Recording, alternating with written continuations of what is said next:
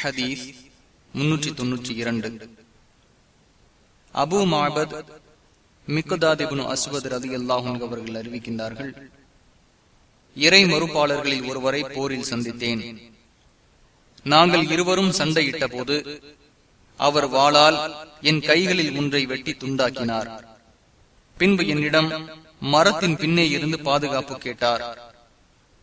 அல்லாஹுக்கு நான் கட்டுப்படுகிறேன் என்றும் கூறினார். அவர் இவ்வாறு கூறியதற்கு பின்னால், இறை தூதர் அவர்களே, அவரை நான் கொல்லலாமா என்று கேட்டேன். அவரை நீர் கொல்லக்கூடாது என்று கூறினார்கள். இறை தூதர் அவர்களே, என் கைகளில் ஒன்றை அவர் துண்டாக்கினார். துண்டாக்கிய பிறகே இவ்வாறு கூறினார் என்று நான் கூறினேன். அதற்கு நபி ஸல்லல்லாஹு அலைஹி வஸல்லம் அவர்கள், அவரை கொல்லாதே, அவரை நீர் கொன்றுவிட்டால் அவரை நீர் கொல்வதற்கு முன் இருந்த உன் உயர்ந்த தகுதிக்கு அவர் வந்து விடுவார். அவர் இந்த வார்த்தையை கூறும் முன் இருந்த அவரின் தாழ்ந்த தகுதிக்கு நீர் வந்து விடுவீர் என்று கூறினார்கள். புகாரி 4019, முஸ்லிம் 95. ஹதீஸ் 393. உசாமா இப்னு ஸைத் ரலியல்லாஹு அன்ஹு அவர்கள் அறிவிக்கின்றார்கள், ஜுஹைனா கூட்டத்தை சேர்ந்த ஒரு பிரிவினரிடம் எங்களை நபி ஸல்லல்லாஹு அலைஹி வஸல்லம் அவர்கள் அனுப்பி வைத்தார்கள்.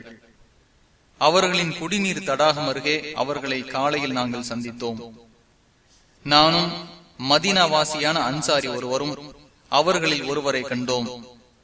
அவரை நாங்கள் சூழ்ந்த போது லா இலாஹ இல்லல்லாஹ் என்று கூறினார். அன்சாரி தோழர் அவரை விட்டு ஒதுங்கிக் கொண்டார். நான் எனது ஈட்டியால் அவரை குத்திக் கொன்றேன்.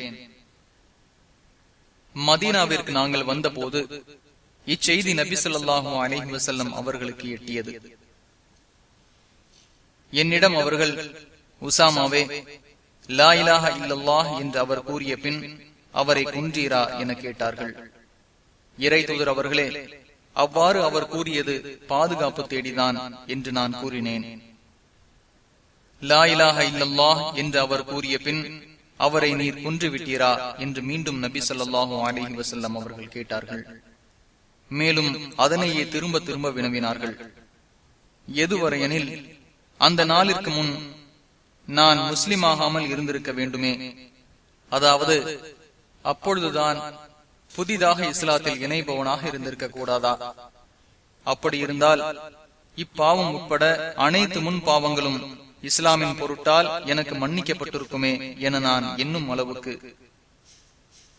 புகாரி 4269, முஸ்லிம் 96. மற்றொரு அறிவிப்பில் பின்வருமாறு உள்ளது, லா இலாஹ இல்லல்லாஹ் என்று கூறியவரை நீ கொன்று விட்டாயா என நபி ஸல்லல்லாஹு அலைஹி வஸல்லம் அவர்கள் கேட்டார்கள். இறை தூதர் அவர்களே, ஆயுதம் கண்டு பயந்தே அவர் இவ்வாறு கூறினார் என்று கூறினேன்.